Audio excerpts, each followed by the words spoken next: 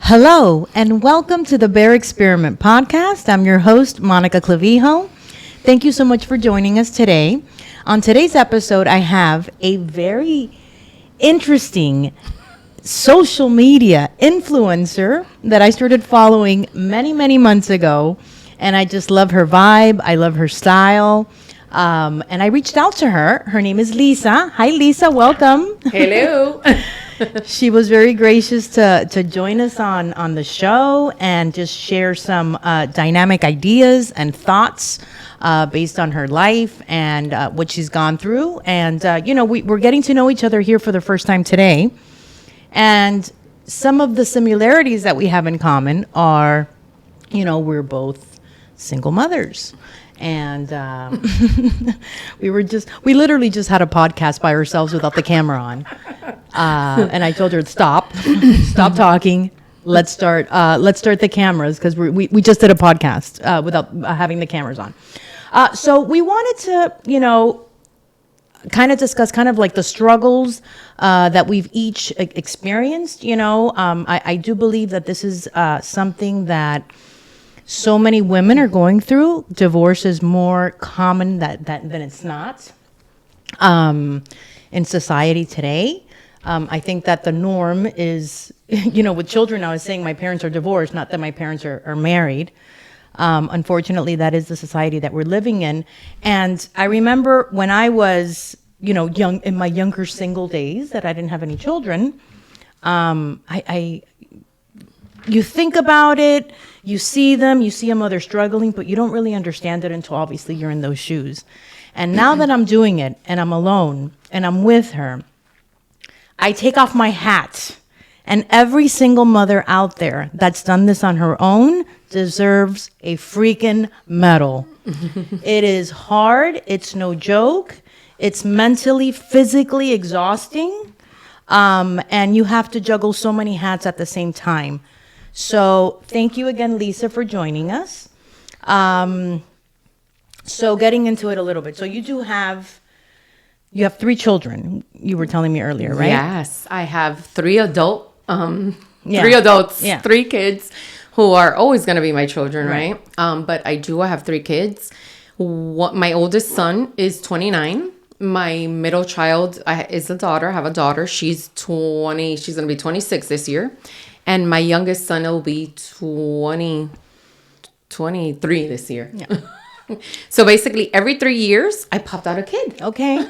And you did start young, you were telling me. Yes, I did. I'm actually won a teenage pregnancy. Yeah. So I was pregnant by 17, and then I had my oldest son by 18, which that was difficult in itself because when I did come out and tell my family that I was pregnant, it was like a big, taboo. Oh my God, of course. You're a teenager, you're having a kid, you literally just graduated high school. And what are you going to do with your life? Right. Like, you're going to have a kid, or are you going to study? What is it that you're going to do? And at that point, I was like, I don't know what I'm going to do. I don't have that figured out yet. Did you have a plan? Did you have a game plan for what you wanted to do, aspirations at that age, or were you kind of still like daydreaming? To be honest, when I was that age, I wanted to study law. I wanted to go to school and be a lawyer. Obviously, once I found out I was pregnant, I was like, okay, I don't think I'm going to do law school. So basically, my whole pregnancy, I didn't go to school. I had just graduated high school. And I kind of took it easy, enjoyed my pregnancy. Which, how much could we? So let's backtrack a little bit with that. Okay, so you're 17 years old, you're pregnant. Yes. Holy shit. Yeah. Right? Mm-hmm.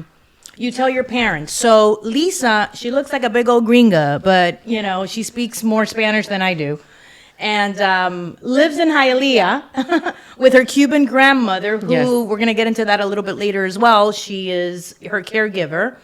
Her father's Cuban, her mother's American. Yeah, German right? Irish. Yeah, German Irish. Mm-hmm. So you go to your parents and you tell them that you're pregnant. You go to Abuela, who you keep. She was such a big influence. Mm-hmm. She still is such a big influence in your life. How was that when you told? Let's start with Abuela.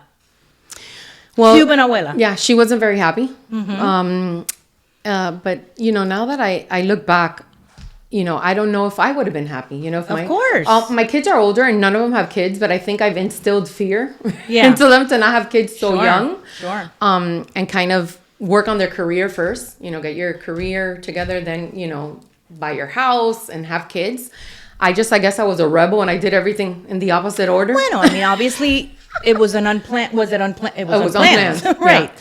So that can happen to anybody, Yeah, right? but it seems like all three of my kids were unplanned. Yeah. Oops, I did it again, like kind of thing. But abuela did it. I mean, nobody in my family wanted me to have a kid so young. Right. In reality, my parents did tough love and kind of you got to pick up your bags and Oh yeah. and go do your thing. So they gave you the boot? Yeah. No. So, but I appreciate it. This is not. I'm not. Yeah, you're not dogging. You're not dogging. No, listen, we're sharing the story. I appreciate it. Yeah. That for me, I think was a reality check too, because then of course I went to live with baby daddy number one because my oldest son is from my first baby daddy. Then I went to live with their family and they helped me raise my son. But I separated from him. I think my son was like a year old. Mm-hmm. Okay, but when I had my son was at that time 3 months old. And then going back to my plan, I was like, okay, I gotta do something. I have a kid. I need to get a degree. I need to do something. So I went to school and I did my LPN. So who helped you take care of the baby when you went to school? Abuela. There you go. Abuela. Yeah, because the parents get really pissed off, but they're the first ones to step up to the plate and take care of the baby, as long as you're moving forward with your goals and your plans in life. Well, it was actually my abuela, which is my children's great grandma. Oh, gotcha. Yeah, because my parents worked. Not that my grandma didn't work. She did, but she had her own landscaping business. Mm-hmm. So she would leave 4 in the morning. Yeah, she wasn't available. Yeah, no, she would do, the commercial areas and then do residential landscaping and then came home early. So she would take care of my son for me at that time, my oldest son. So she's helped me out through all my life. That's amazing. And she always says, the joke she always tells me is, she's like, I think you had as many kids as you did because in the back of your mind, you knew I was going to take care of them. Oh, and she's probably right. Subconsciously, maybe that was my thought. Was your grandfather in the picture? No, my grandfather, which is my paternal side, he committed suicide when I was 12. Oh, wow. So no, he wasn't in the picture. He never met my to hear children. So no, he never. Wow, so that, and your grandmother was married to him at the time that happened? Yes. Mm-hmm. Wow. Mm-hmm. Wow. Yep. Okay, that says a lot about her. Just by you telling me that speaks volumes of who she is then also. Yeah, no, she's the best. She's the rock of the family. Yeah. She's, the foundation. Right. Okay, so you have your baby boy. Mm-hmm. You go back to school. You're going to make something out of yourself. I mean, you're clearly a very intelligent woman. She's a nurse by trait now. That's what you do. What happens next then? So you meet, so you're struggling. How far apart are your children? From every 3 years. They're 3 years apart. 3 years apart. Mm-hmm. So basically, I went back to school. It was a vocational school. I did the LPN, which is a licensed practical nurse, or like I joke about it as a low paid nurse versus a registered nurse, right? So then I started working. Obviously back then, they didn't pay that well, but I was working, taking care of my son, my grandma helping me. Then things didn't work out with baby daddy number one. So I picked up my stuff because I was living with them and I came back home, which our home is in Hialeah, which is actually my grandma's home, right? And as soon as I get back, I don't know, a few months later or I don't even recall the time frame, I meet the neighbor across the street. Oh, wow. Okay. So I meet him. I'm like, oh my God, this guy is good looking, blah, blah, blah. I don't know if I should start dating because my son, is young, blah, right. blah. But I decide, okay, I'm going to do it. I'm young. Life is short. YOLO. YOLO, right? So I start dating him and he turns out to be baby daddy number 2. Okay. So basically, so we start dating. I leave. We go to live over there in Northwest, kind of by where Jackson Memorial Hospital is. We live together. Then I got pregnant with my daughter. we're still together, at that time. And so I have my daughter. I'm working still as an LPN. At that point, I was working in a substance abuse clinic. And shortly after, together with my son, my daughter, we live in a townhouse at that point in the Southwest off of 8th and 118th. Then I get pregnant again. I get pregnant again for the third time. The third time's a charm with my youngest son. Okay. And I have my son. Now, within the time frame that I was with baby daddy number 2, he cheated on me. Okay. 3 times, right?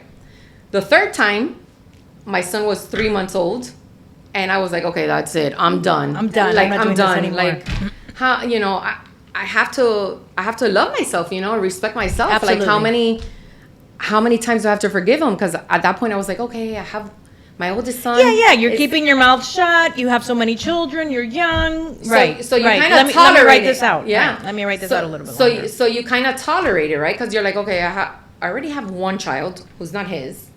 So he's a stepdad, and now I have 2 by him. And was he a good father to your son? Yeah, when he was around, because Right. he was never around, because he was always cheating, right? Right.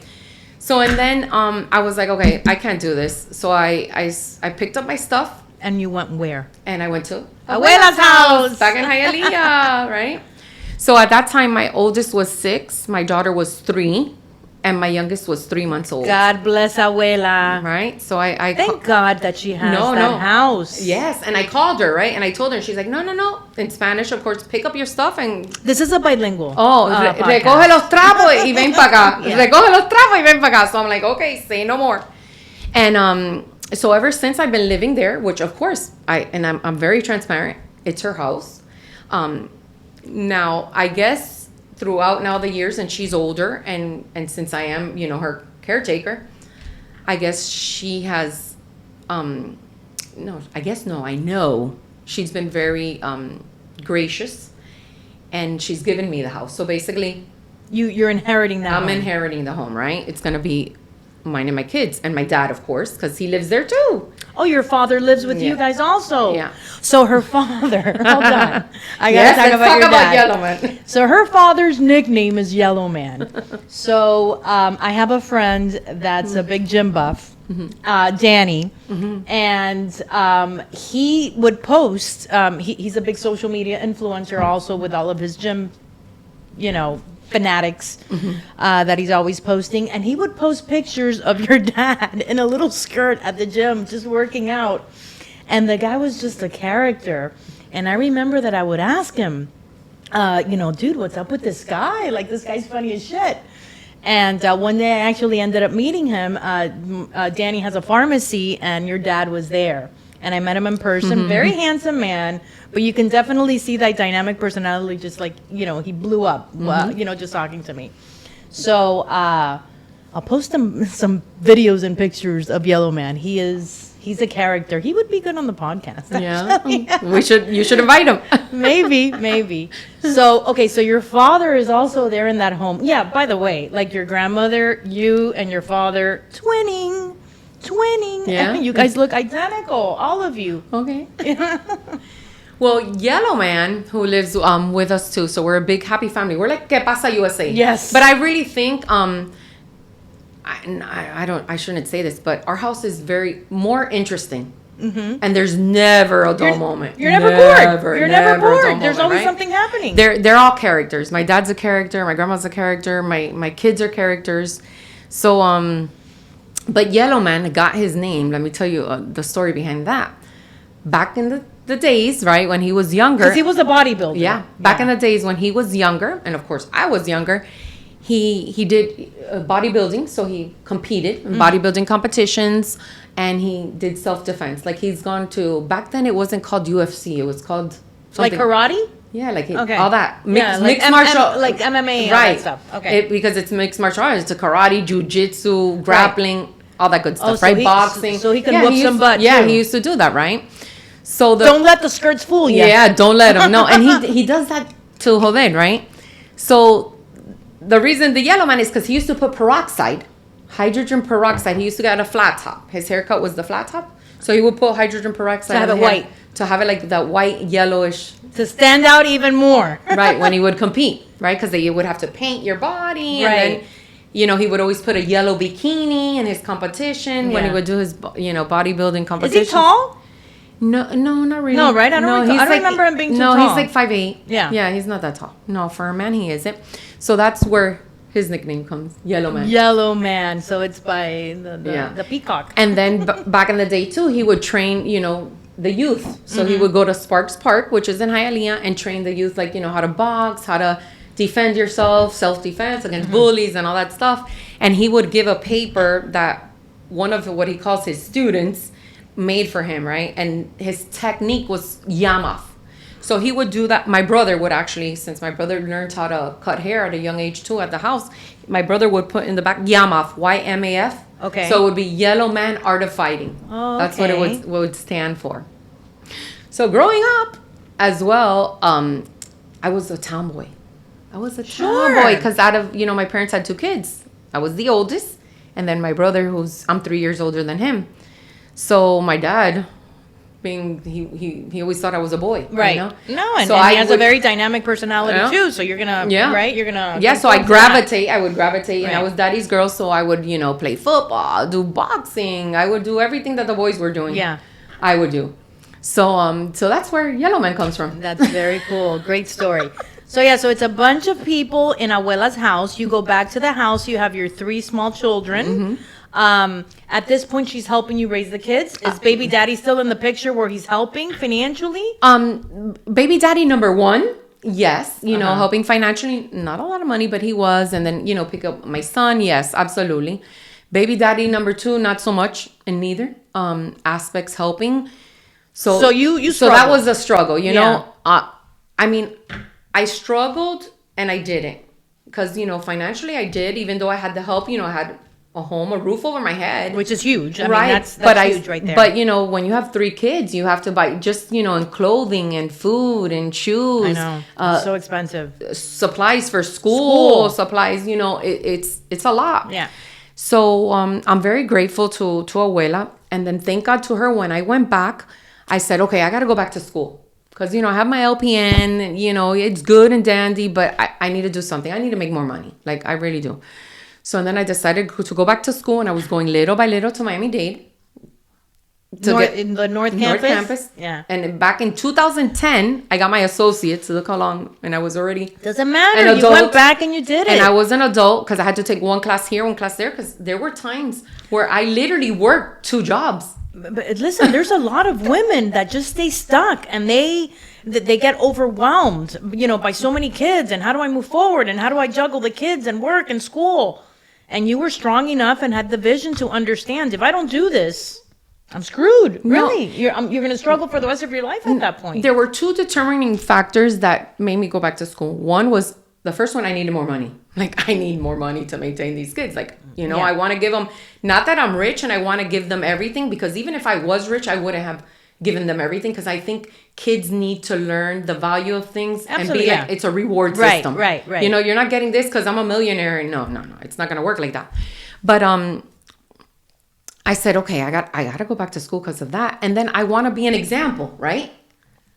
Yeah, they see your hustle. My God, if The my mom- hustle, the if- bustle, right? 'Cause if my mom does it, I could do it too. who am I to tell them, sit here, right? And say at the table, oh, you all need to study. Go to college. And go to college and When do you this. didn't do it, And right. then they're going to be like, Well, what have excuse you me, done? ma'am. Like, what have you done, right? Right. I mean, Absolutely. What have you done? So I think you have to be the role model, Yeah. right? Yeah, yeah. Not that I'm perfect, because I'm far from perfect, right?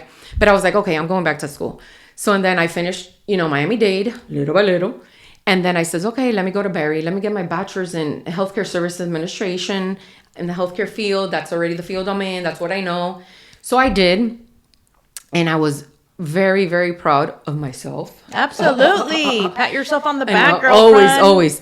And you know, the most rewarding or the best moment was the fact that my kids were there When you to graduated. see me graduate. Yeah. And walk down, Yeah. you know, the stage. Yes. You know?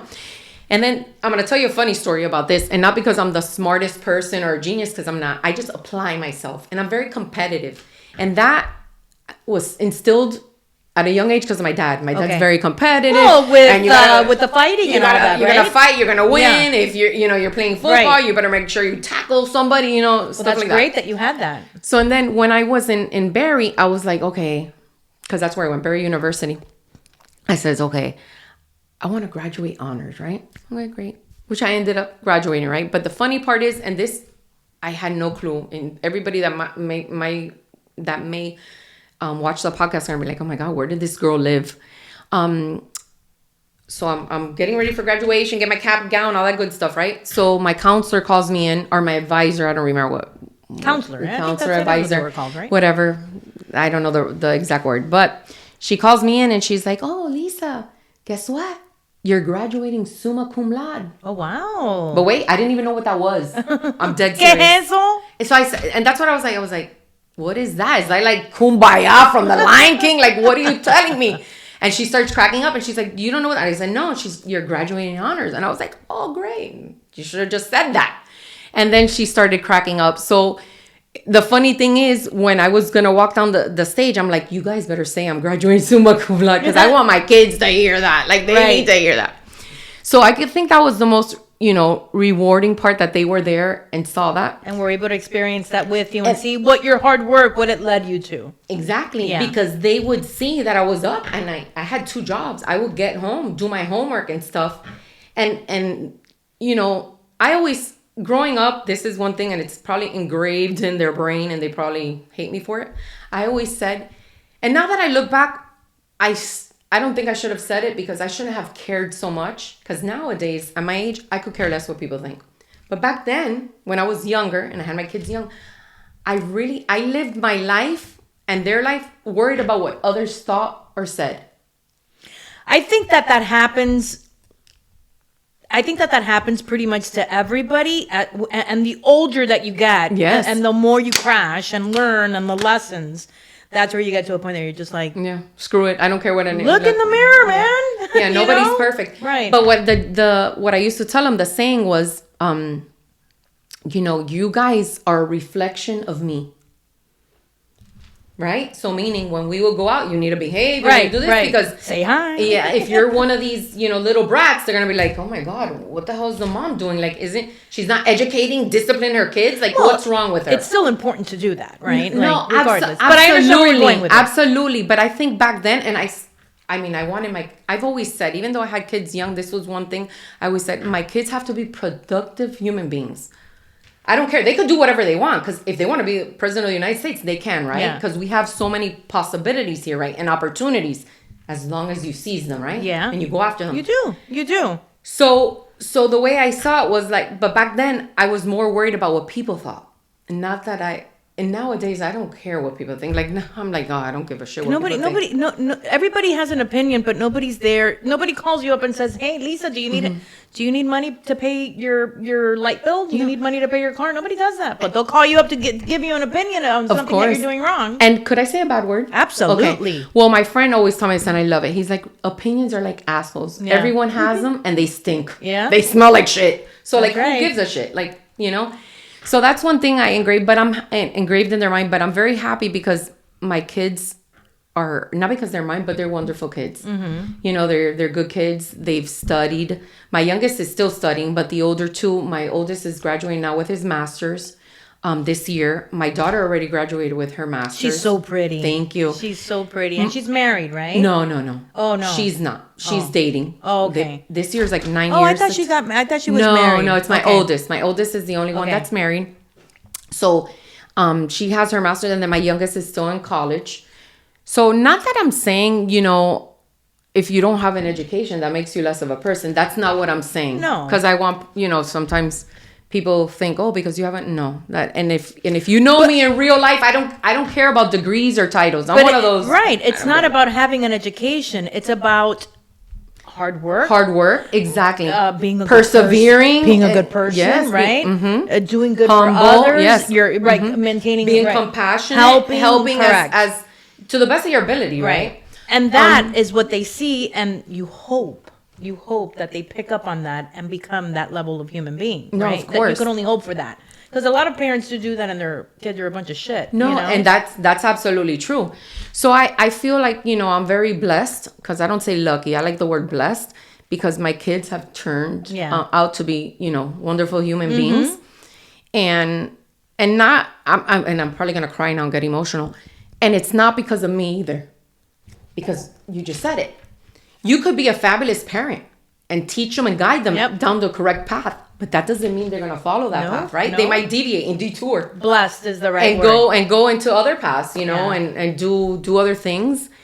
And like I said, not that my kids are perfect either, but they're very, very good kids. They really are. Kids. And my two younger kids that reside in the same home help me a lot with my grandma. Of course. Which is their great grandmother. I'm telling you, I would, I could imagine that sometimes you kind of want your space. Mm-hmm. I would think. Yes. Right? Like, I do. You have so many people, so many family members living in the same house. There has to come a point that you're just like, oh my God, I just want peace and quiet. Why don't they go out for the weekend, go rent a hotel somewhere? Because you want that. But then when you don't have that and you're by yourself all the time, it's a different level. You yearn for that then, right? Because then you have the loneliness and you want, we need that level of communication and love with other people. I think that's kind of what keeps us going and also helps us. Of course. It gives us kind of that strength to persevere and work harder and, make more money, right? Because we want to help our families. It's just about giving. It's just, the way that we're biologically created. So financially, so it's expensive to have children. Yes. It's hard as shit, right? Uniforms, extracurricular activities that they might get involved in. If you can't afford to put them in special classes, look for the YMCA's and or go, find the time to go to the park with them and play soccer and kick a ball back and forth, right? Just some of the challenges that single people do, encounter financially. So then as far as like time management, difficulties that you experienced with having 2 jobs and going to school and having 3 young children at the house, even though you did have the help of abuela and maybe your parents that would help from time to time. How did that impact you, I guess, emotionally? How did that impact your mind, your state of mind? No, it takes a toll sometimes on you because it's a lot, right? And when you're the only person that has to, you're taking care of everything. But I always, there's one thing and we're going to go back to the word blessed. I say always, blessed, grateful, I like that. Grateful and thankful. And I couldn't agree with you more. Absolutely. And what helped me was, I think the fact that I would always look in the mirror and halagarme. Yes. Oh, okay, so you're one of those. Yeah, I'm one of those. Me caigo beso, mira que tú estás rica. No, yeah, I'm one of those. And then when I would have, let's say, a breakdown because I was stressed because of, between work, school, the kids, I would literally go in the shower because I didn't want my kids to see me. Right. You had to hide. Go in the shower and just cry. Yeah. Let it out. Let it out and then come out and shake it off. And then, exactly. Come out, shake it off, and I'm brand new. Yeah. I'm brand new. Yeah. And then just kind of learning how just to be, love myself, respect myself, be more confident with myself, and have mirror talks. Like, I literally have mirror talks. So okay. I have mirror talks. So, I've seen some of the, Instagram videos that you post, and a lot of them are talking into the mirror now that you're mentioning that. Yeah. But let's reflect a little bit on that because I believe a lot in, the law of attraction and, manifesting what you really want out of life. And we are that powerful. And we all have a bad moment, a weak moment where, we have to go in the shower, close the door, cry our eyes out, and then come back out and shake it off. And it's like, okay, next. Yeah. Tomorrow's another day. Let's move forward. Do you feel, obviously you felt that helped, right? Like looking in the mirror and I love you. You're beautiful. You're a badass. That's something that's worked for you. Yes, absolutely. And it's so funny because even before Instagram, even before I opened an Instagram, right? I always did that. Right. You're just videotaping yourself at this point. Yeah, now with Instagram and phones and stuff like that. But before any of that, I did that. That's what helped me, right? Everybody's an individual. Everybody's different. I don't know, that might work for me, but not for somebody Right. else, right? But that for me was like tremendous help. It was a game changer. It was a game changer. And I would literally just look at myself in the mirror and be like, you know what? I love that. You're confident. You're a badass. You're the bitch. Like, you could do this. You could conquer the world. Dale, que tú puedes. Like, whatever came to me at that time, I would talk to myself Well, in the shit, mirror. if you're not patting yourself on the back, who the hell will? And that's the truth. Look, listen. You have to do everything at the end of the day. Because, of course, my kids, yes, I wanted to set an example, be a wonderful role model, whatever. But at the end of the day, you have to do things for yourself. Because you have to live with yourself, right? Because, yeah, you have your kids. Look, my kids are grown. They're all doing their thing. Yeah. Who do I live with? Yeah, of course, obviously my grandma or whatever, but with myself. So I have to be in a space or in a place, in a headspace. Because I always say this is the most important. I agree. I could not agree with you more. If this is off, everything is off. Everything else is off, Yeah. right? So it's all what you think, right? And the mind is very powerful. It is. And positive thoughts. Now, is everything going to go hunky-dory and always be perfect? No. And be, unicorns and rainbows? Listen, I'm the first one. I love unicorns. I love rainbows. I want it to be like that, but it's not. So it's just realizing at the moment that it's not, okay, well, what's the solution to this? How could we, make Get a this game plan going, right. How could we make this problem? Put everything into perspective. Of course, yeah. Put it in perspective and then see what are the solutions. Okay, this is, if we take A, this B, step, C. Exactly. Right. And kind of follow through there. And then after you get all that, then just kind of remind yourself again and look in the mirror and talk to yourself. I love that. I love that. No, I find that, at least for me, it's very helpful. Well, listen, I was, when I first, became a single mother, there were a lot of challenges that I experienced, not just, with being a single mother, but my father passed away. That was very, very difficult on me. I have a very demanding career that I work in. It was just like a lot. And it was the first time in my life that I was doing it by myself, alone. I always had kind of like a backbone. If it wasn't my ex-husband, it was my parents, it was my father. Right. And it was like for the first time, I had to figure shit out by myself. It took me long enough, but, I had moments, like you said, of a complete meltdown. Yeah, where I was like, get your shit together, Monica. What's going on here? Mm-hmm. And it's about putting shit into perspective. And a lot of it was reflecting, looking in the mirror, walking out, and kind of like, affirmations, right? Positive affirmations that work for yourself. Because you need to talk to yourself. You need to speak love to yourself. If nobody else is doing it, you better do it to yourself, because you're the only one in control of yourself. Yeah, that's the truth. So I love that. Affirmations, self-love. That's the All the number time. one. That's the number one thing that you can do at any stage in your life. Married, divorced, whatever you're involved in. Self-love is always the number one step to anything moving forward in life. Did you find it difficult to excel in your job and your career with so many young children? Did you find it, where you maybe it delayed you a lot? Where you could have maybe done more? Yes, because with an LPN license, right, there's not much, you can't advance too much, because you either have to be an RN or you had to have your bachelor's. So that's kind of why I went back to school with my bachelor's. I was like, okay, I need to advance. And now actually in the past 10 years is when I've really advanced in the healthcare field. Before then I was kind of stagnant, just, LPN jobs, not getting paid very well.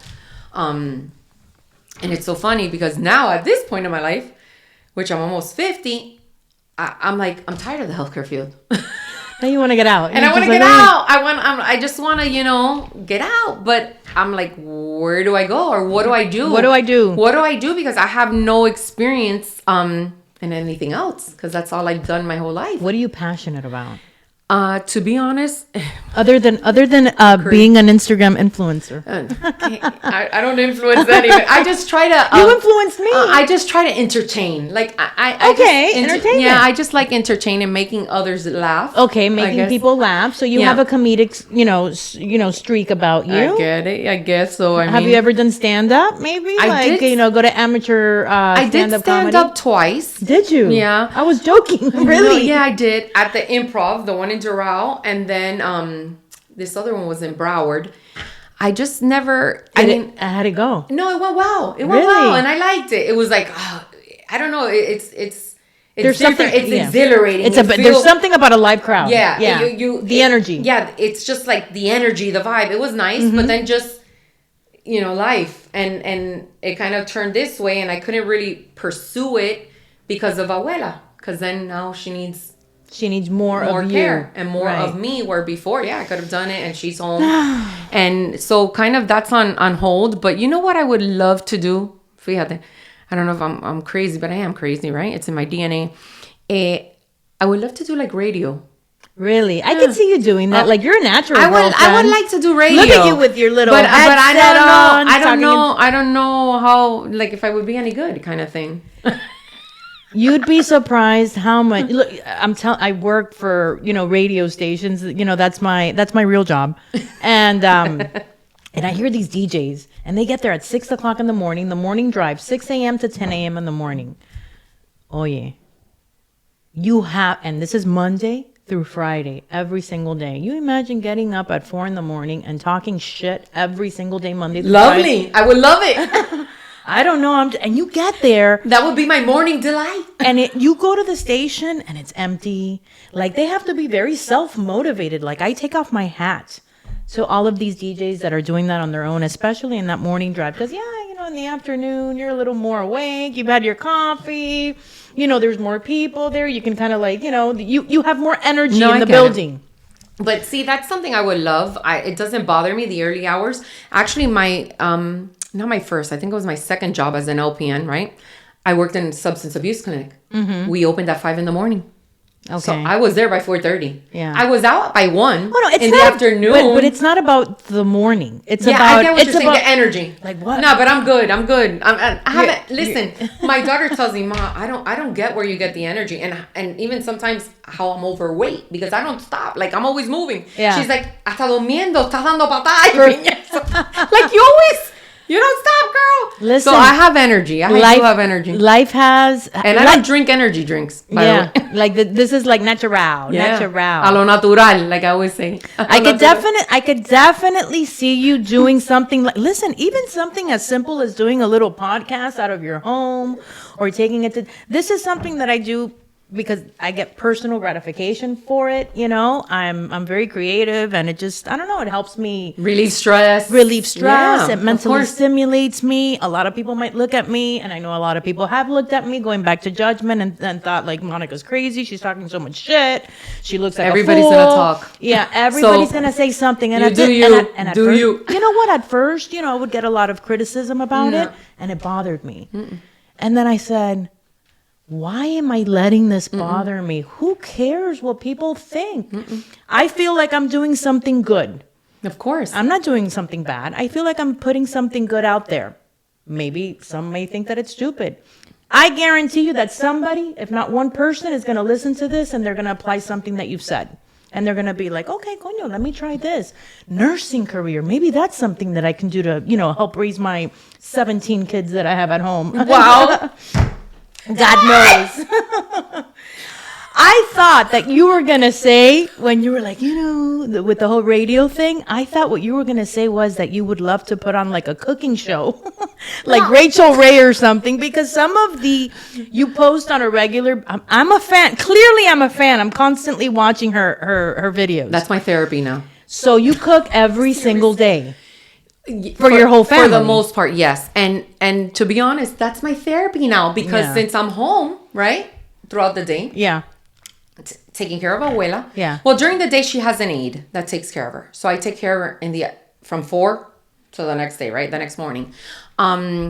So basically, since I'm home, what do? I'm going to cook. So now in my, I want to say older years, right? Because before I didn't cook so much because Abuela would, right? Right. Abuela cooked. Right. For me and my kids. Yeah. Because I was working, school, this No, and that. typical Cuban abuelita too. Like, so that's their thing. She would cook. I would get home. The kids already ate. My mother sends me frozen soups. Mira. For me to Which eat. I still owe you the wedding soup. I will. Oh, I'm going to take you up on that. No, she actually and I make the showed homemade meatballs and everything. I think I've seen, I want to say that I've seen you post on making the meatballs and everything. Yeah. She brought Chinese food for my daughter and I. This is the first time that she ever comes to. This is the first time that we meet in person, and she showed up with food. Like, that's it. We're BFFs forever. But yeah, that's kind of now my therapy since I'm home all the time. And then not only that, we need to eat, right? Right. So I've picked up, my mom has recipes, and my maternal grandmother, who's she passed away years ago, has many recipes. She was a fabulous cook. I don't know if I'll ever reach that level of chef kiss really? kind of her. Even though I do cook good, I'm not gonna say it looks delicious. No, it's good, but not my grandma's. Not at that level. You know, my American grandma, not at that level. So I think that everybody thinks that way, and then when you become that grandmother, everybody's gonna be, your daughter's gonna, I'm never gonna be like my mom. Probably. You know? So now I'm just taking advantage and, you know, using the recipes and making, you know, food. So you have like a cookbook that No, not a cookbook. Like, my mom has it written on paper, and she sends me the pictures. Okay. Okay, so then what are some quick meal tos, you know, for a working, you know, I keep saying, you know, single mothers. This could be a single father as well. There's a lot of great single fathers out there that are pumping it out and doing what they're supposed to do with their kids, you know. So, you know, definitely, you know, hats off to them. You guys. You know, we're just speaking obviously from our perspective. That's why I keep saying mothers. So yeah, like some quick meal prep kind of ideas, other than spaghetti, right? Because I think that's like one of the easiest things. Like for my daughter, one of the things, she's also like a very, very picky eater. I think she's, you know, from another level of pickiness with the way that she just like enjoys food. But, you know, ground beef, that's also very easy to make. You can make, you know, 1, 2, 3, because obviously you can't be ordering food every day because food's out of control. And not only that, you know, I don't know why. And I was telling my kids this yesterday. I go, the more I go out to a restaurant and eat food, the less I want to go there. Yeah. Because the food is expensive. The service stinks. Horrible. The you feel like crap. Yeah. So, and then it doesn't agree with you, right? Yeah. So I'm like, okay, this is bad. It's expensive. The service no good. The food's not that great. I agree. And digestively, it's not friendly to me. So right. you know, but easy meals. Yeah, easy meals.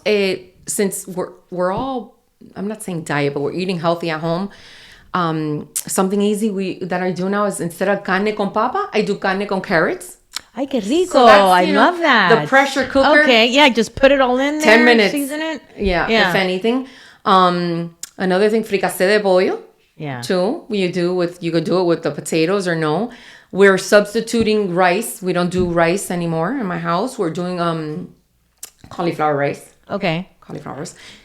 Beans are very easy to make too in the pressure cooker nowadays. You put them in 15 minutes, you know. Or the slow cooker too, right? Like you put it in the morning. I say my best friend is the pressure cooker in my house. But of course you could do the. You leave it. You put everything in the morning. You know, the too. meat with your carrots and your potatoes, your stews. Those are easy things. Another easy thing that we love, and eggs are great, is instead of the rice, the cauliflower rice with huevo frito. Oh my God! Who says no? And a piece of avocado. You're good. You're good to go. Oh, I had that the other day. Not with the cauliflower rice. No, but rice. It tastes good though. Cauliflower rice tastes good. I don't know. I've bought it, you know, the bags though. And I've seen it. Okay. I think it tastes like crap. But are you putting some type of beans on it? Maybe whether it's pinto beans, black beans? No, I need to. No, I'm going to have to dress it up. Dress it up. Like I say, I'm on a diet. Today's February the 1st. And I'm on a diet. Today I'm doing what I was supposed to start doing on January the 1st. I'm doing it today because I have gained weight this year, and I need to stop the madness. So I do need to substitute. I always say I think I was Asian in another life because I friggin' love rice. No, I do too. Oh my God, I love it. Listen, I can eat it with any. I could put rice in spaghetti.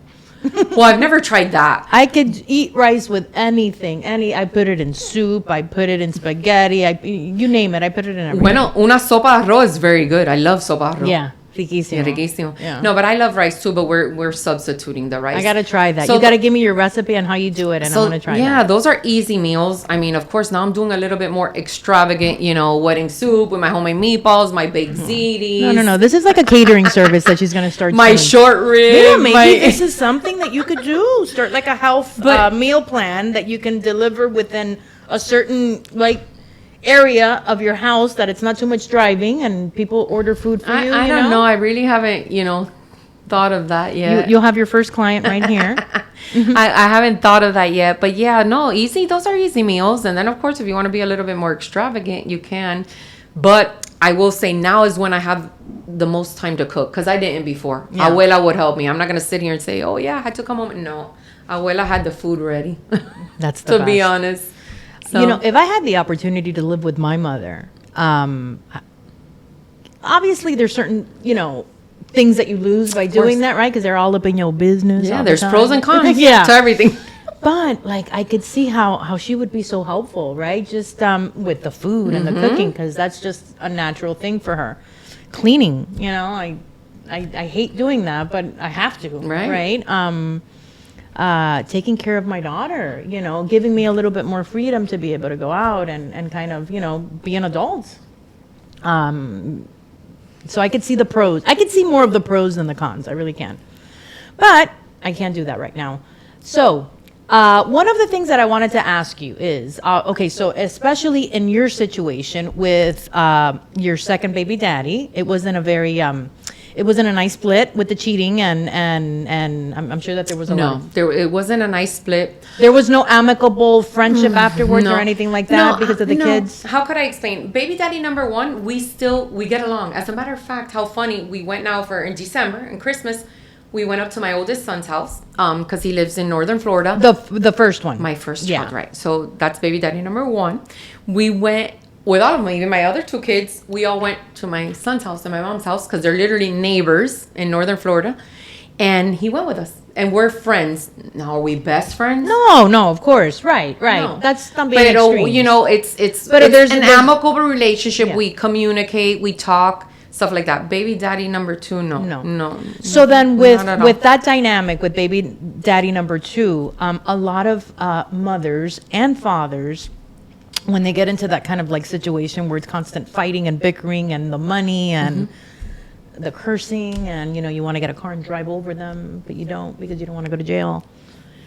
How do you stop yourself, or should you communicate that level of frustration that you have with your children when they're young? Should you let them know what a shitball their other parent is? Should you keep that to yourself? Should you always portray that other parent in a golden light because you're doing it for your child? How do you deal with that? Because obviously your kid's gonna see that the parents do not get along, the parents are fighting. They're gonna overhear you saying something negative. Maybe they hear you fighting on the phone and cursing each other out. So at that point, do you address it with them? And at what age do you address kind of like, listen, clearly you see that your father and I want to kill each other. Well, in my situation, right, I'm only speaking for myself, and I'm not saying this is right or wrong because, I didn't speak good or bad. I didn't speak. Right. Just because me and him, baby daddy number two, which is the father of my two younger ones, we didn't speak, period. He didn't call me, I didn't call him. I ain't asking you for nothing. You don't ask me. So we had no, in reality, form of communication. Whether it was verbal, written, there was no communication at all. There was no opportunity to fight. There we go. So that's you phrased it perfectly. There was no opportunity to fight. Okay, so I don't know good. if that was a good or bad thing. And I never really discussed anything with my kids, nor good nor bad. And I was like, if they ask me anything one day, I'll address it, which they never really did.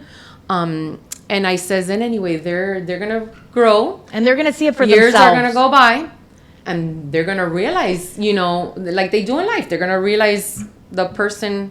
There's this that he is. There's this divorce attorney that I've been following on social media. His name is James Saxton, I think it is.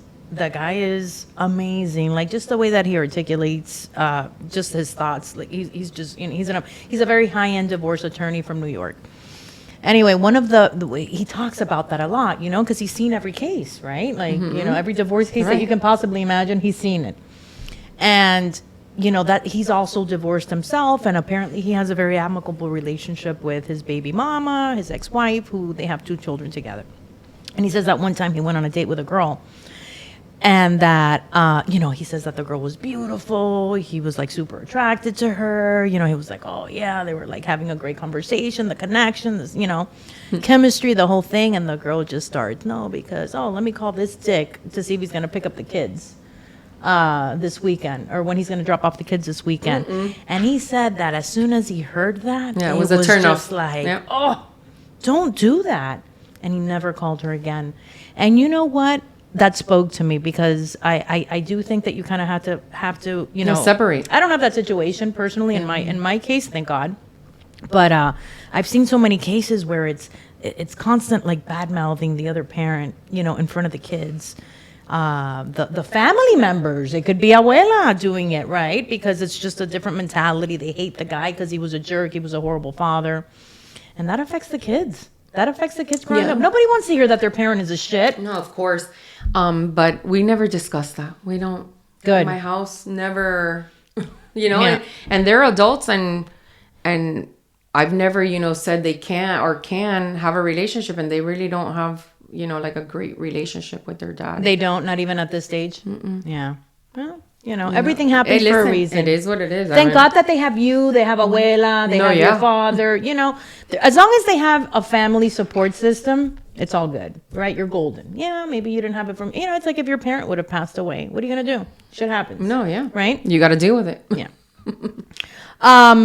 Okay, so then let's talk about this part. So then the stigma and the judgment with single mothers. Again, it's very difficult. We go through depressions, we have mental breakdowns in the showers. Let's put ourselves out there. I want to date. I'm 30 years old and I wish I was 30. Girl, why'd you say that? Why'd you say that? I wish. I'm going to put some filters here. We're 30 years old. We want to date again. We're still young enough to, there's people that, hey, I can still meet another man and have a family with him. I'm still old enough to remarry and do what I really wanted to do that and didn't work out with this person. And then there's that stigma and opinions of others that, people love to fucking judge. And it's like, oh, she's a hoe because she should be taking care of her children instead of, going out on dates and meeting other guys and, going to clubs or whatever it is that, your fun is that, how you're going to get out there and meet other people. So how do you deal or how would you do? Okay, you didn't go out. You were working 17 jobs and going to school. No, and actually one of those jobs, not to change the subject, and it wasn't even a job because it wasn't, through a social security number, right? I wasn't getting paid. My dad used to coordinate fights for me. So basically I would go to either strip clubs or regular nightclubs and I would box for money. So you can whoop some ass too? Well, I don't know right now. I haven't boxed in a while and I'm a little overweight still, even though I'm working on losing the weight and I've lost some weight. But yeah, I think I could. Do you guys have them? We'll talk about this afterwards because I'm actually looking into joining something like that now for my daughter and I. So we'll talk afterwards. Maybe you can kind of like encaminarme there. But I guess the question that I'm trying to ask you is, what would be your opinion, should it have happened to you, with what I've noticed is that people that don't have children or have never raised a child are the ones that have the loudest and worst opinions of single parents on how they should be raising their children. And I always find that freaking fascinating. Like, and you're coming from what? Okay. From the movie that you just saw? Like, what happened here? So Tell me that you raised something. So the best answer to that and the most appropriate, at least in my little brain, right, is fuck what people think. Like, right. Who cares? But again, we go back to when you're younger, you care a little bit more what people think. As you get older, you're like... Of course. And now with this podcast, listen, single moms, I don't know how old you are, but who cares what people think? Who cares what people think? And it's hard. It's hard to get to that mental state. But you do have to be like, as long as you're doing good, doing the right thing, bug it. Do whatever. Yeah. Now let me rephrase that. Let me rewind. Now, with that being said, then of course you don't care what people think. Don't leave now your child or your children abandoned. Let's leave them in the back seat. We're leaving them home or leaving them in the car alone, and then I'm gonna go meet fulanito de tal, Pepito la esquina. That's not what we're saying. No, that's not please, what we're saying. That's not what I. Right. My Everything. Right. As long as you have all your ducks in a row, you have somebody. Relajito con orden. Claro. And you have somebody that's reliable and trustworthy to take care of your kids, and you say to that person, I don't know, me, my abuela, abuelo, tía, tío, whatever. Could you take care of the kids? I'll be back in 5 hours, blah, blah, blah. And then you go do your thing, and who cares? Si te vieron en la discoteca y dijeron, ay, fulanita. meneando las nalgas en la discoteca, bueno, doesn't matter. Correct. Your kids were Correct. being well taken care of during that time. Just remember that everybody has an iPhone now, and everybody's videotaping your ass when you're out there shaking your ass.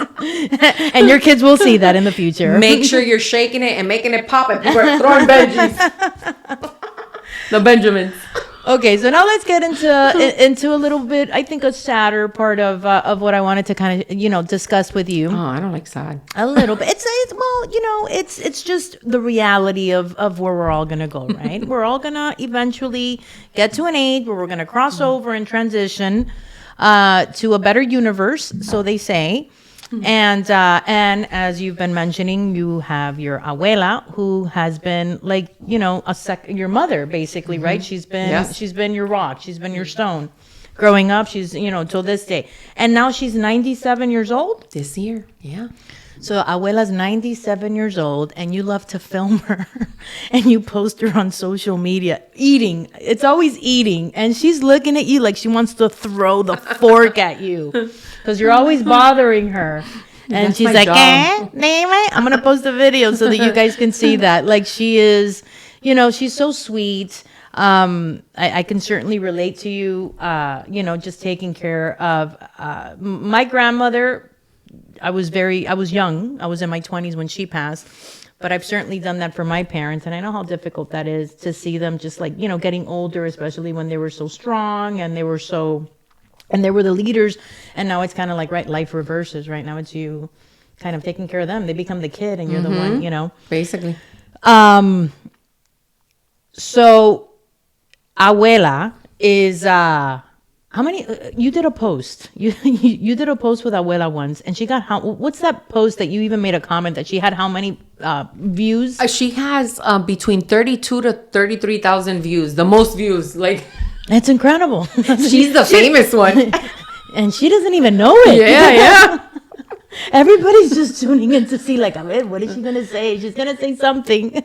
No, and the best part with abuela is that I don't know, I have to do a contraption or one of those like hard hats, construction hats. I put like my phone there or something, like some ghetto fabulous kind of thing, to be able to record her throughout the day, because there are moments that she'll say something and it's like off the charts and it's funny, hilarious. And you missed it. And I missed it. And then you can't tell her, because this is not... Dilo, hazlo otra vez. Because this is not coordinated, right? A lot of people yeah. on social media, their things are coordinated, right? They're going to do a skit or whatever, and it's coordinated. You know what you need to do, and everything's good. Yeah. Everything I post throughout has never been coordinated or edited. It is what it is. Yeah. A lo natural. I always say a lo natural. This is a lo natural. That's why they're so great, because you can tell that they're not I don't fixed, go back and edit. I don't go, no, let's do over. No. Yeah. So that's a thing. Like with abuela, I can't tell her, oh, what did you say? Let's say it again. It doesn't work that way. So I wish I had like a 24-hour camera recording her all the time. Maybe I should install cameras in the house. Maybe I should do that, and then be able to edit the parts when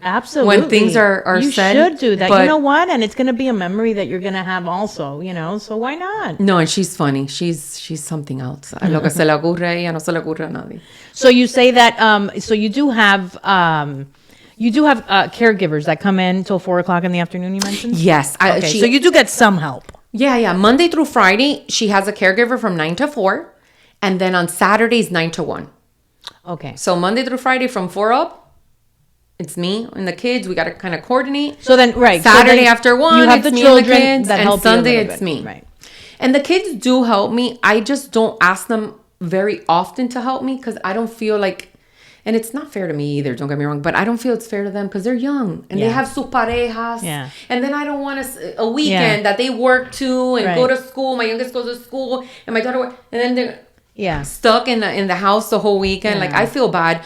So do they help me? Absolutely. And they would do it more often, but I just don't ask, because I'm like, go out, have a good time, because they're young and those are years you don't get back. No, right? No. You're an angel. You're an angel. A lot of people wouldn't care. A lot of people would not care. She's been my angel. So it's only right. It's my duty, my obligation. Like, I have to. I love that. When you said that, when you texted me that, I kind of give her a heads up, like, hey, this is kind of what I think we should talk about, and that was exactly what she said. This is my duty. No. That I My that I owe obligation, her. yeah, My this, obligation to my grandmother that has been there for me my whole life. Now that she needs me the most, I'm not going to be there for her, and that's what we need to understand with ailing parents. And listen, Grandparents. God bless you that you're 50 years old.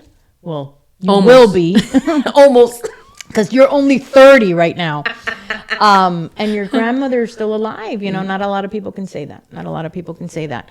So then your grandmother has the house. So that's huge, right? Because a lot of, elders don't have, She that. paid off her house working like, I always tell her, una yegua. Like, Yeah. she worked very hard. She's a very hard worker. And as a matter of fact, now for me, even to see her, I just feel so bad because my grandma will be 97 this year, but she doesn't have Alzheimer's or dementia. So she's very clear. She's Está clear. clara. She's with it. Look at physically, Yeah. That was my father's exact case. she can't do what she can, right? What she used to. And when I mean used to, until the other day, 93, because she would literally climb ladders and steal the neighbor's mangoes at 93. Okay? No way. Yes. So now Did she do karate too and MMA and all that stuff? No, she didn't. But she could kick somebody's ass. I'm That's sure for she sure. could. Go in machete. Yeah. She'll come swinging Old school. machete. Old school. Yeah. Pero like she's even hard on herself. Like sometimes she gets so frustrated with herself. She's like coño, yo no puedo hacer esto. Because Get up from her only recliner, and Pero she gets can frustrated. Pero Lisa, can you imagine No, that? And that listen. happened to my father. My father, Oops. who was an amazing man. Let me not fall. No te caiga, no te caiga. Earthquake. And she's drinking water. Water, yes, water. My father, who was, clear, claro. Like, that man would speak to you about anything and everything with, dates and times and his body was completely falling apart. And that, I don't know what's worse. I don't know what's worse at that point. Do you want to be, obviously it's for you to have both. But is it better to just not, if you're going to be so discombobulated, to just not have a mind anymore and have Alzheimer's and it's like, till you transition? Or is it worse? Do they suffer more now like that, right? That they're in that position where it's like, oh, I can't even get up from my chair. I'm practically in a wheelchair and you're just remembering your youth and how strong you used to be. And No, and she gets frustrated. And every day it's like something. She's like, el cementerio me está llamando. yeah. Así mismo dice, she's funny. Pobrecita. Aparte de todo, no, el cementerio me está llamando. No, yo hoy no paso. Aquí me quedo. Yo no. That was my father's thing. Ya Pepe pasó la página. Yeah, she's a trip. Like throughout everything, she does have her moments where she's just funny, and she'll say, "Pero I don't even know which one's better." Sometimes I'm like, I don't, because if you're out of it, right? If you have Alzheimer's, you don't really know what's going on, right? And what you're going through. Right. Versus in her case, she does, and she gets frustrated because she sees physically she can't do the thing she did 3 years ago. So Okay, that's just it too. Like the deterioration is like, and I was talking to my friend Mark about that. Fast and Furious. He was saying he works for, one of these like old convalescent homes. And he was saying, he's like, Monica, you're talking to one person and 5 days later they die. And they just deteriorate. And it's just like a downfall where they were clear. And then on day 5, the day before, they're telling you, I'm really tired. I don't feel right. And boom, they have a heart attack and they die in the hospital. And it's that quick, And I'm sure that as you get older, right, you start thinking of that, right? Your mortality. It's inevitable. Of course. My father was like that, I just, at least for me, like, I always say I want quality of life. Yeah. I just hope that, and me because I believe in God, but I don't know, what people believe in, or anything like that. I mean, we're not going to get into religion, but I always say quality of life. I want to get to the age where that's what I have, a quality of life. If not, I don't want to get there. But of course, I don't have control of Yeah. that. And then living in this situation and seeing it, I'm like, wow, this is so sad. I know. I see the way she is, what she was just a few years ago, where she's at. And I know it's normal because she's aging, right? And I know the aging process and I get all that. But it's just kind of sad. Yeah. Well, no, it's very fortunate también, not just for the love that you have for her, but the fact that you're also a nurse. And if anything were to happen, right, medically, you're also there to assist her. You have your children that help. Your father's also there. So, you have help. You have, I know that it's all falling mainly on you, but at least you have a little bit of help. And the government is also assisting you with the caregiving, because my friend, her mother just passed in Fort Myers, and the services, they sent her to hospice. Ya la mamá, she got sick. And when they sent her to hospice, you need somebody to care for you. It was something very minimal that they offered through the government, and she had to pay out of pocket to have somebody next to her mom because she had to work. Because the services that they're offering here in Miami still hadn't expanded to that area in Fort Myers. So it's hard. It's financially, No, it takes a course. toll. Like, going back, okay, so she has her house. So that's a huge help that you guys have, all of you together financially. You can help her. Should you need to hire somebody to come and help out because you need a little more assistance with her? Sometimes, because I'm not gonna say I'm a prisoner in my home, but sometimes when I want to go out, Yeah. right, like this weekend, I'm gonna go out because it's my daughter's boyfriend's birthday. We all chip in, Right. And we pay the same caregiver To go and to stay stay out, here for a or few come hours. look. We're gonna go during the night, blah blah blah. We're gonna be gone Right. 5 hours, whatever, and we have to pay her. Claro, Obviously, but I mean, that's not something we do every day because financially that'll take a toll too. You can't be going out every day and paying, multiple hours because I mean, it'll catch up to you. and we're not, rich. So that too sometimes takes a toll financially. So that's why I'm a little limited as far as going out. And you're doing the right And thing. I don't date, Lisa. and I don't. Let's not get into dating because every podcast turns into dating. No more dating. No, there's talk. nothing to talk about. I don't date, so There ain't nothing to talk about. yeah, nothing. Okay, so let's finish off with something positive with Abuela. So, what is one of the nicest memories that you have of her and you growing up? I don't know, some time that you shared together. Like, what's something that you really remember?